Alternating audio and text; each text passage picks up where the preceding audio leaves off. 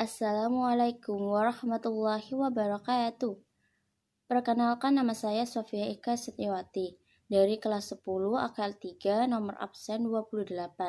Saya di sini akan mempresentasikan materi ancaman terhadap negara dan upaya penyelesaiannya di bidang IPOLEX. Ancaman adalah setiap usaha dan kegiatan baik dari dalam negeri maupun luar negeri yang membahayakan kedaulatan negara, keutuhan wilayah negara, dan keselamatan segenap bangsa. Ancaman non-militer atau nirmiliter memiliki karakteristik yang berbeda dengan ancaman militer, yaitu tidak bersifat fisik beserta bentuknya.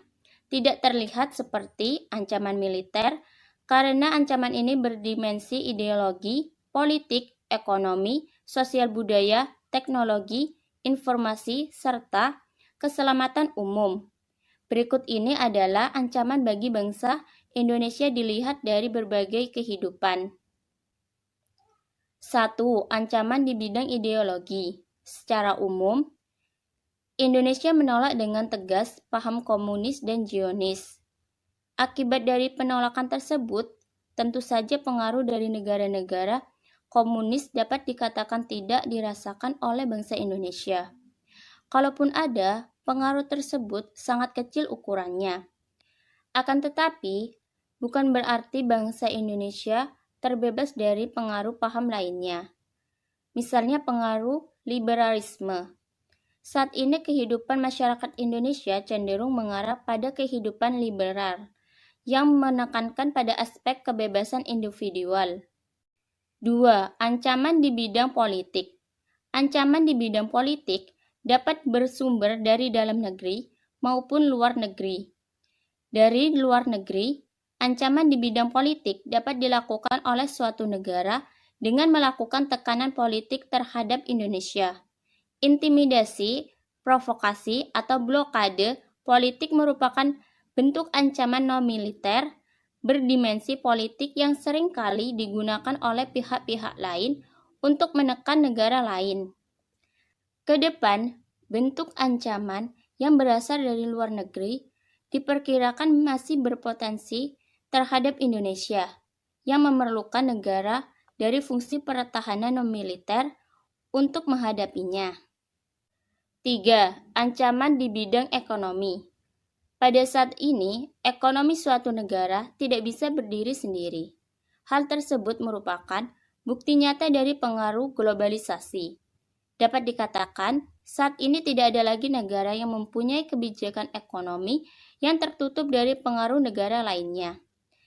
Pengaruh globalisasi perekonomian merupakan suatu proses ekonomi dan perdagangan di mana negara-negara di seluruh dunia menjadi suatu kekuatan pasar yang semakin terintegrasi tanpa rintangan batas teritorial negara.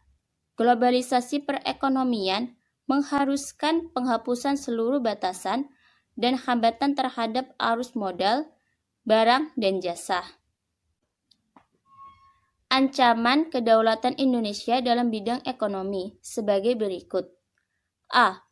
Indonesia akan kedatangan oleh barang-barang dari luar perdagangan bebas. B. Perekonomian negara kita akan dikuasai oleh pihak asing. C. Persaingan bebas akan menimbulkan adanya pelaku ekonomi yang kalah dan menang. D. Memperburuk prospek pertumbuhan ekonomi jangka panjang. 4.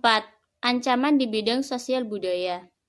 Ancaman di bidang sosial budaya dapat dibedakan atas ancaman dari dalam dan luar. Ancaman dari dalam dapat ditimbulkan oleh isu-isu kemiskinan, kebodohan, keterbelakangan, dan ketidakadilan. Isu tersebut menjadi titik pangkal timbulnya permasalahan seperti premanisme, separatisme, terorisme, kekerasan, dan bencana akibat perbuatan manusia. Isu tersebut akan mengancam persatuan dan kesatuan bangsa, nasionalisme, dan patriotisme. Adapun ancaman dari luar timbul sebagai akibat dari pengaruh negatif globalisasi, sebagai berikut. A. Munculnya gaya hidup konsumtif dan selalu mengonsumsi barang-barang dari luar negeri. B. Munculnya sifat hedonisme, yaitu kenikmatan pribadi dianggap sebagai suatu nilai hidup tertinggi. C. Adanya sikap individualisme, yaitu sikap selalu mementingkan diri sendiri. D. Munculnya gejala westernisasi, yaitu gaya hidup yang selalu berorientasi kepada budaya barat tanpa diseleksi terlebih dahulu. 5. Ancaman di bidang pertahanan dan keamanan. Seiring berjalannya waktu, proses penegakan pertahanan dan keamanan dalam negara kesatuan Republik Indonesia tidak semudah yang dibayangkan atau semudah dalam pembicaraan yang bersifat teroris semata. Masih adanya masalah teror dan konflik SARA yang terjadi pada suatu wilayah memiliki tujuan yang sama, yaitu tidak ingin bangsa Indonesia hidup damai dan tentram. Sekian dari saya. Wassalamualaikum warahmatullahi wabarakatuh.